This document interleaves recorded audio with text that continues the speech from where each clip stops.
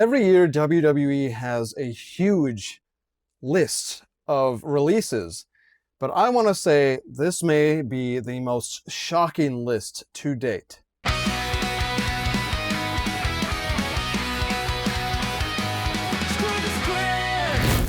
Welcome back, everybody, to Screw the Script. I'm your host, as always, Maverick. Thanks for joining me this Sunday. I have changed my schedule. It is now Sunday evenings, Tuesdays, and Thursday evenings. It just makes more sense because I am going to cover Collision on the second half of this video. But to start the video, let's get right into my take at the beginning about how shocked I am by the laundry list of WWE wrestlers that were released. They call them superstars. I think that's a lame name to call them. They are wrestlers. But I guess in WWE, since it is entertainment first, they can call them whatever fantasy word they want to call them. But here's that list of WWE releases. 22 plus wrestlers released following WrestleMania 42. Since being under TKO, it seems like this is going to be an annual thing, you guys. And it just makes me, as a person from the outside looking in, it's one thing to look at this and just be shocked. Can you imagine being a pro wrestler that has clawed and climbed their way to the top? A guy like Darby Allin over in AEW has done such. Whereas in WWE, if you're not Samoan, if you're not a second or third generation wrestler, you really never know when you could potentially be on the chopping block. It is so cutthroat over there. I would not want to work for WWE. That is a big hell no. Here's that list. The entire Wyatt Six is gone. That alone is shocking enough before we even get to the most shocking, which for me, which is on the thumbnail of this video, you guys saw it, Kairi Sane is gone. She was in the middle of a storyline and they let her go. It is unbelievable. You got wrestlers like Bayley reaching out, all kinds of shenanigans happening backstage in WWE after all of these releases. People probably run around scared shitless wondering, am I next? Because if they can release the entire Wyatt Six, Aleister Black and Zelina Vega both are gone, Kairi's gone, Apollo Crews is gone, Santo Escobar is gone, Motor City Machine Guns are gone.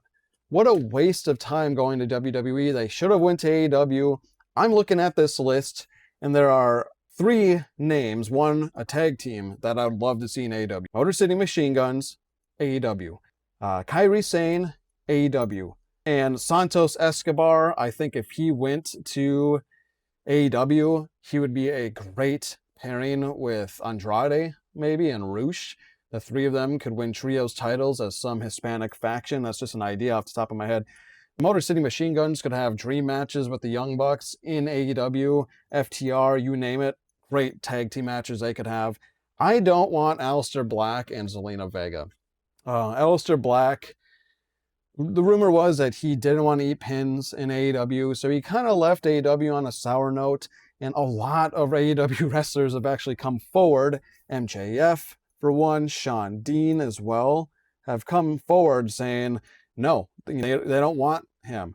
As you see the screenshot, this person, King Han Zhu, pronouncing that right, retweeted WrestleThread, just add Zelina and we got the House of Black again. Sean Dean, right beneath that, said no.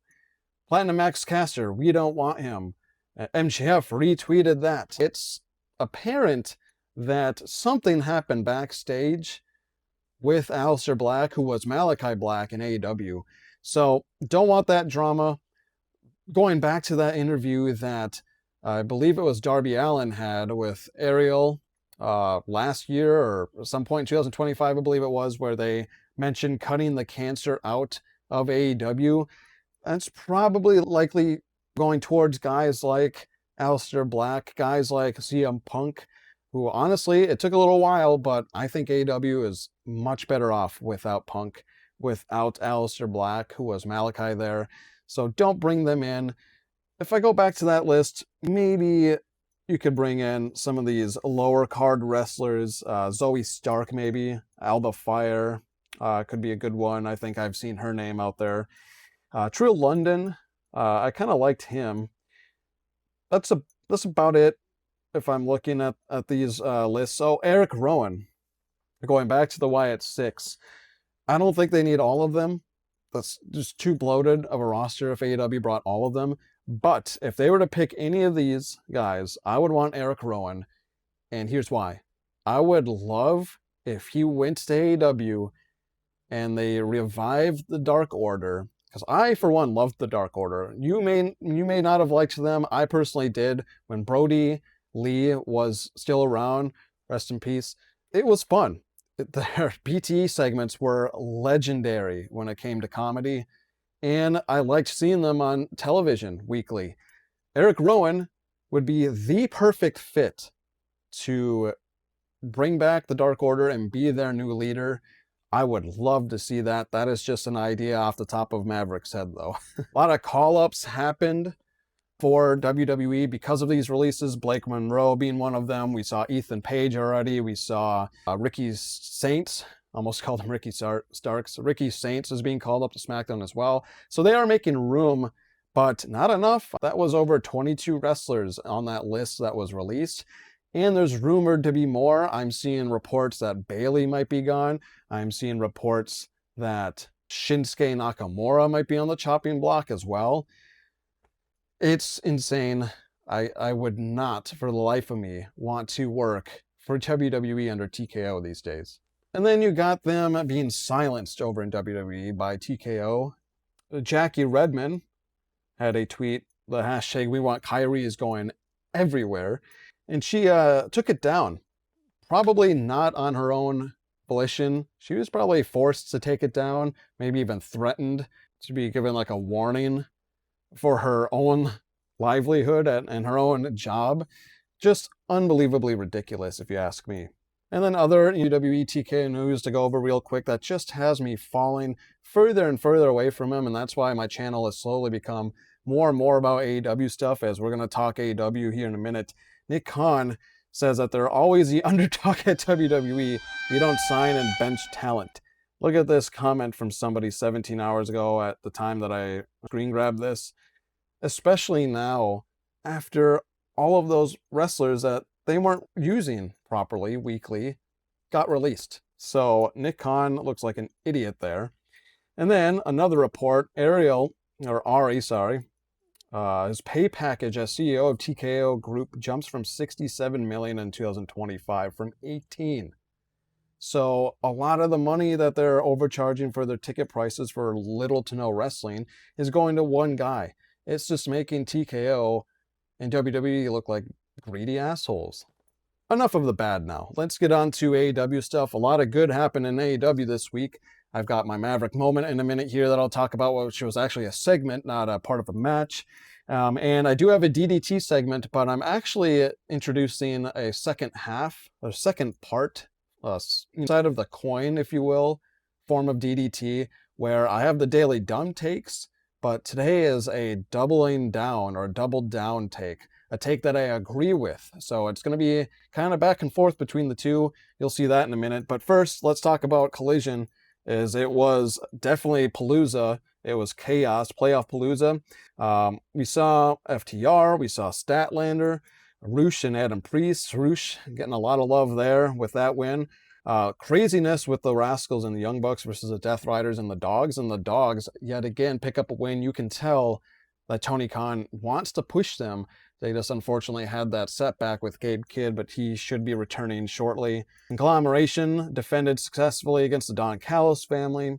Tekla and Sky Blue ended up beating Persephone and Alex Windsor. Sky Blue gets a pin, and that's kind of a rare occurrence.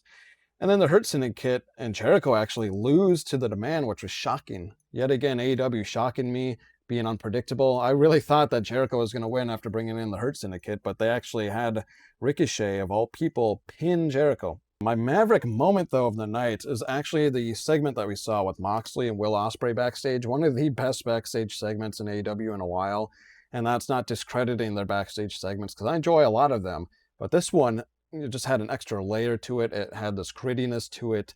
It felt raw, unfiltered. It was beautifully well done. Jon Moxley is great at backstage segments. He's explaining to Will as they carry him back, set him in front of him, and he's telling him, hey, like, you can keep running through this brick wall, but eventually your body's going to break down, referencing his neck, when instead of going through all that work just to try and make something of himself on his own, he could just simply see the door that's there and walk right through and become anyone he wants. Obviously, this is Moxley trying to get Ospreay to either join the Death Riders or just, if anything, take advice from him. And then at the very end, the Maverick moment was this.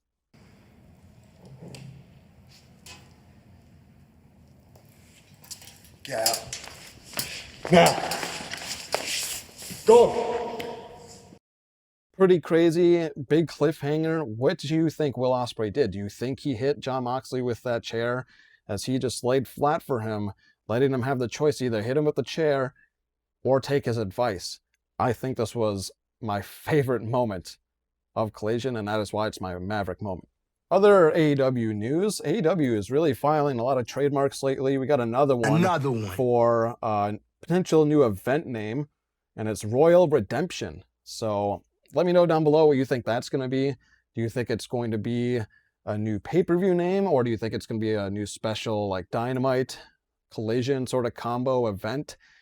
I'm curious what it'll be. I'm thinking maybe they're going to do some sort of UK inspired show when they're back over there, probably right before All In. I'm thinking like June or July, there's going to be a special Dynamite that's going to be called the Royal Redemption. That is my thoughts on it, but let me know down below what your thoughts might be on it. And then, AEW just continues to be on fire with their card. Like, holy shit, we are getting great Dynamites week after week after week after week, and it's so refreshing. You've got Darby Allin versus Brody King, which I already talked about on this channel for the title. You've got Divine Dominion, I call them Mega Cross, I think it's better, versus Shida and Statlander in a women's tag team championship match. And Kevin Knight versus MJF for the TNT belt, all on the same show. This upcoming Wednesday is shaping up to be better than the entirety of WrestleMania 42. Swerve Strickland came out during the NFL draft. More publicity. This is great news for AEW, as the Khans own the Jacksonville Jaguars. So they had, I think it was like the 4th round, if I'm not mistaken, they had Swerve come out and announce the pick. Just great publicity for the products to have one of your top wrestlers. And there's been rumors that the reason why he hasn't been on TV for the last few weeks is he's out there doing stuff like this. He's getting AEW's name out there. He's drawing in new fans, new eyes on the product. And I think it is masterclass work by Tony Khan. Lastly, before I get to the DDT segment, I got to talk about something exciting. Very, very, very short and sweet post, but makes my mind wonder. Lucha Underground, for the first time in years, posted on their socials just with the word soon and 3 dots with a backdrop of a luchador mask. Are we going to see the resurgence of Lucha Underground? I would love to see them work with AEW. I think it would be really well done if those two ended up becoming a partner. Let me know down below if you ever watched Lucha Underground, if you're excited to see it come back, and how do you think AEW could integrate Lucha Underground with maybe Forbidden Door. And lastly, the DDT for this video.